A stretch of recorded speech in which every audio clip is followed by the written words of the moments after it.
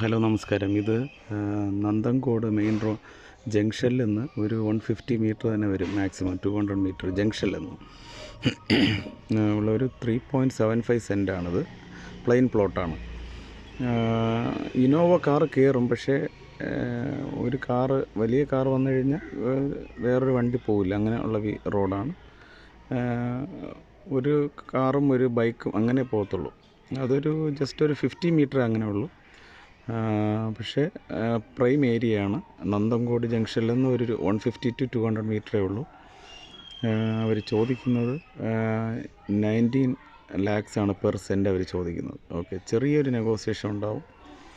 അപ്പോൾ ആർക്കെങ്കിലും താല്പര്യമുണ്ടെങ്കിൽ കാണുന്ന നമ്പറിൽ ഉടനെ വിളിക്കുക. ഓക്കെ.